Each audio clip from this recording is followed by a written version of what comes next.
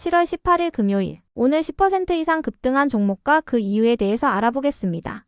오늘 장은 오후 4시 키움증권 기준으로 코스피 지수는 0.13% 하락한 3188.07포인트로 마감했습니다. 외국인과 기관은 매수로 임한 가운데 개인은 매도로 대응했네요. 오늘 코스피 거래 대금은 11조 원입니다. 한편 코스닥 지수는 0.29% 상승한 820.67포인트로 마감했습니다.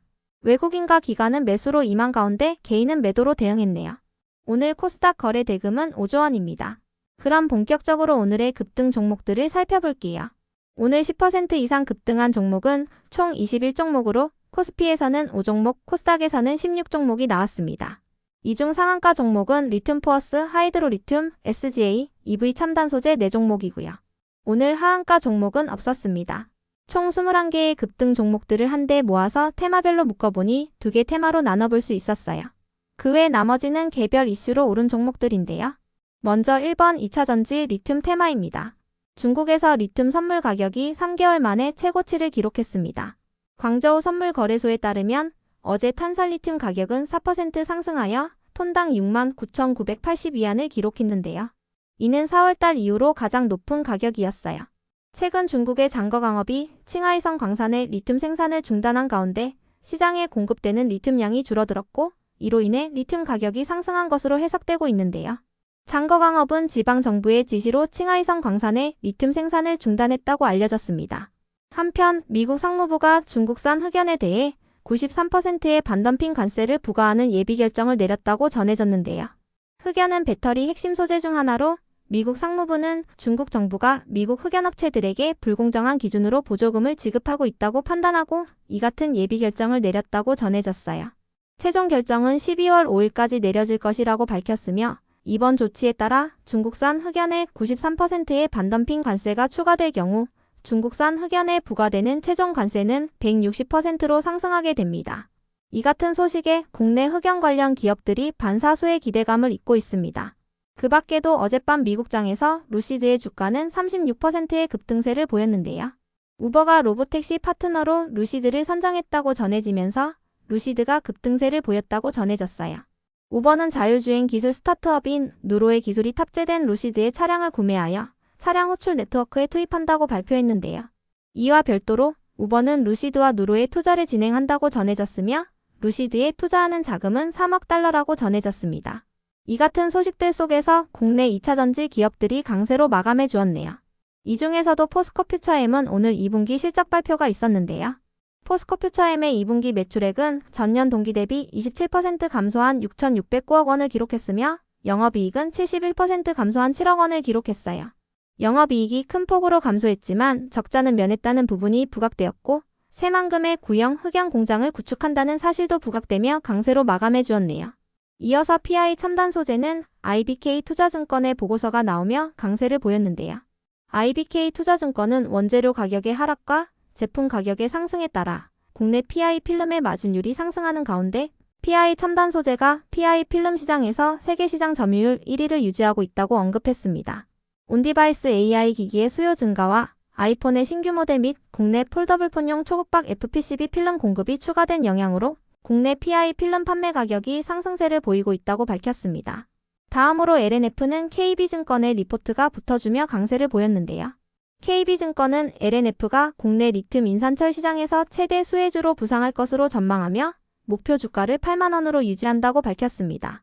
LNF의 오늘 정규장 종가는 62,200원입니다. 다음은 이번 제약바이오 테마입니다. 트럼프 정부의 관세 압박 속에서도 국내 제약바이오 기업들이 2분기에 호실적을 기록할 것이라는 전망이 나오고 있습니다. 유한양행은 창사 이후 처음으로 반기 매출 1조 원 돌파를 앞두고 있으며 특히 폐암 신약인 렉나자의 해외 매출이 실적을 견인하고 있다고 알려졌는데요. 그 밖에도 페트론이 식약처로부터 루프원에 대한 품목 허가를 획득했다고 밝히면서 강세를 이어오고 있어요. 이 같은 분위기 속 시가총액 상위의 제약바이오 기업들을 중심으로 제약바이오 테마가 상승세를 보이고 있습니다.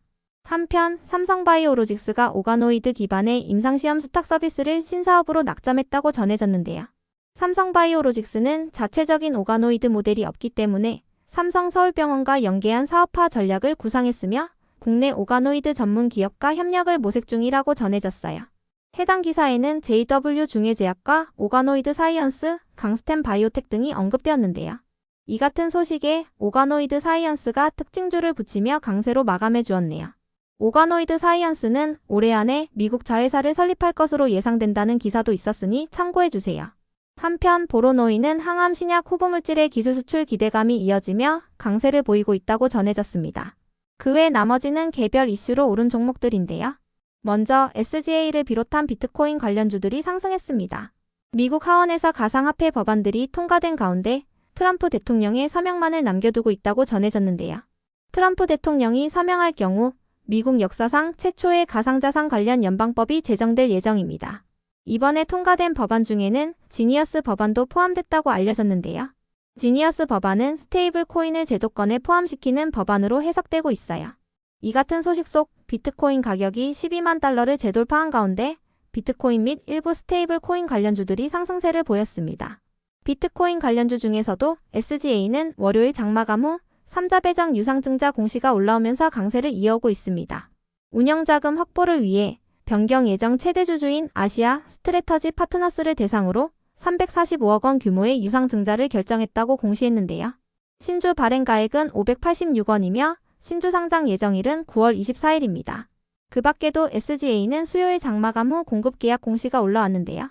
경기도 교육청과 AI 데이터 중심의 경기교육 디지털 플랫폼 구축 계약을 체결했다고 밝혔습니다. 계약 규모는 75억 원이며 세금 매출액 대비 20%에 해당합니다. 계약 기간은 내년 6월 10일까지입니다. 이 같은 소식 속 SGA가 강세를 이어오며 4일 연속 상한가로 마감했는데요. SGA는 연속된 급등으로 인해 어제 1일간 거래가 정지된 바 있으니 참고해주세요. 다음으로 코나아이의 급등 이유는 파악되지 않았는데요. 다음 주 월요일부터 민생회복 소비 쿠폰의 1차 신청이 시작되는 가운데 코나아이를 비롯한 일부 지역 화폐 관련주들이 상승세를 보였다는 분석이 있었습니다. 그 밖에도 코나아이는 7월 31일에 기업 설명회를 개최한다고 공시했으니 참고해주세요. 이어서 핸디소프트의 급등 이유는 파악되지 않았는데요. 핸디소프트는 어제도 특별한 호재 없이 15%의 급등세를 보인 바 있으니 참고해주세요. 다음으로 K옥션을 비롯한 토큰증권 관련주들이 상승했습니다. 국회 정무위원회가 다음 주 월요일 오전 10시에 토큰증권 법안 심사를 시작한다고 전해졌기 때문인데요. 심사를 통해 법안이 통과될 경우 전체회의와 사법위원회 절차가 난개되며 이르면 8월 초에 본회의에 상정될 가능성이 있다고 전해졌어요. 이 같은 소식에 토큰증권 관련주들이 상승세를 보였습니다.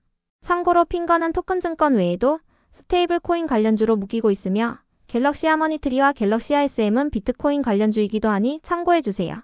그럼 오늘의 거래량과 거래대금 상위 종목들을 시장별로 살펴보고 마칠게요. 대체거래소 도입으로 인해 3시 30분까지의 데이터와 다소 차이가 있을 수 있습니다. 먼저 코스피 시장에서 거래량 상위를 기록한 종목을 살펴보겠습니다. 1위가 동양철관, 2위는 태경BK, 3위는 삼성전자, 4위는 두산에너빌리티, 5위는 태경산업, 6위는 포스코DX, 7위는 포스코퓨처엠, 8위는 SK하이닉스, 9위는 SK증권, 10위는 삼성중공업입니다. 이 중 10% 이상 상승한 종목은 태경BK, 포스코퓨처엠입니다. 두 종목은 2차전지 및 흑연 관련주이며 특히 포스코퓨처엠은 실적 발표가 동반되었습니다. 한편 코스닥 시장에서 거래량 상위를 기록한 종목은 1위가 상보, 2위는 EV 첨단 소재, 3위는 파이넴텍, 4위는 더즌, 5위는 하이드로리튬, 6위는 대성파인텍, 7위는 국전약품, 8위는 자연과 환경, 9위는 이스트아시아 홀딩스, 10위는 중앙첨단소재입니다. 이 중 10% 이상 상승한 종목은 EV 첨단 소재, 하이드로리튬입니다. 두 종목 모두 리튬 및 2차전지 관련주입니다. 다음으로 코스피 시장에서 거래대금 상위를 기록한 종목을 살펴보겠습니다. 1위가 삼성전자, 2위는 하이닉스, 3위는 포스코퓨처엠, 4위는 두산에너빌리티, 5위는 유한양행, 6위는 네이버, 7위는 포스코홀딩스, 8위는 태경BK, 9위는 삼양식품, 10위는 하나에어로스페이스입니다. 이 중 10% 이상 상승한 종목은 포스코퓨처엠, 태경BK입니다. 두 종목은 2차전지 및 흑연 관련주이며 포스코퓨처엠은 실적 발표가 동반되었습니다.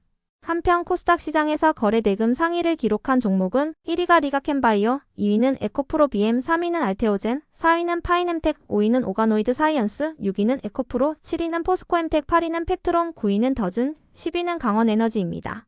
이 중 10% 이상 상승한 종목은 오가노이드 사이언스, 포스코엠텍입니다. 오가노이드 사이언스는 제약기업이자 오가노이드 기업으로 부각되었으며 포스코엠텍은 철강 기업이자 포스코가 리튬 사업을 하고 있다는 사실이 부각되었습니다.